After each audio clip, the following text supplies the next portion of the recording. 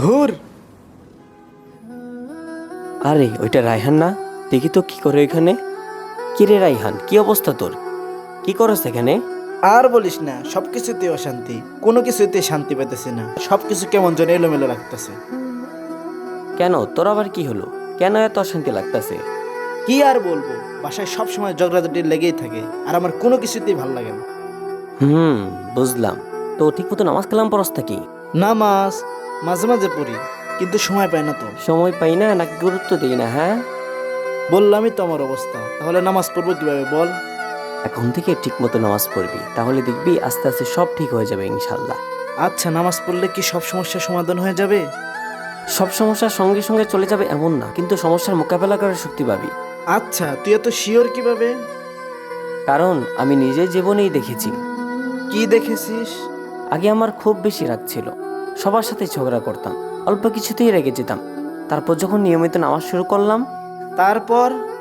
তারপর যখন 5 ওয়াক্ত নামাজ পড়ি, তখন খারাপ কাজ করতে গেলেই নিজের কাছে লজ্জা লাগে। মানে? ধর তুই নামাজ পড়ে বের হলি, তারপর যদি মিথ্যা বলিস বা কাউকে ঠকাস, তখন তোর মনে হবে না যে তুই একটু আগে আল্লাহর সামনে থেকে দাঁড়িয়ে এসেছিস? তখন কি এসব করতে মন চাবে বল? জানিস আল্লাহ তাআলা কোরআনে বলেন, নিশ্চয়ই নামাজ অশ্লীল এবং মন্দ কাজ থেকে বিরত রাখে। আয়াতটা অনেকবার শুনেছি, কিন্তু কখনো এমন করে ভাবিনি। নামাজ শুধু আল্লাহর আদেশ পালন না, নামাজ মানুষকে বদলে দেয়। জানিস, কখনো কখনো মনে হয় আল্লাহ তাআলা হয়তো আমার উপর রাগ করে আছেন। যদি আল্লাহ না চাইতেন, তাহলে আজও হয়তো তোর মনে নামাজের কথা আসতো না। তাহলে এখন আমার কি করা উচিত? এখন একটা নামাজ থেকে শুরু কর, তারপর ধীরে ধীরে 5 ওয়াক্ত নামাজই পড়তে পারবি। যদি আবার ভুল করি? মানুষ ভুল করবেই, কিন্তু নামাজ মানুষকে বারবার আল্লাহর দিকে ফিরিয়ে আনবে।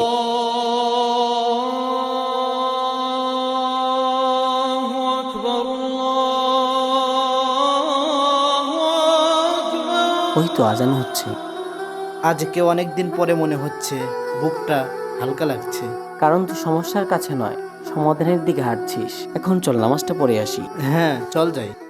মানুষকে পাপ থেকে দূরে রাখার সবচেয়ে বড় মাধ্যমগুলোর একটি হলো নামাজ। যে ব্যক্তি নামাজকে আঁকড়ে ধরে, আল্লাহ তার হৃদয়ে প্রশান্তি দান করেন।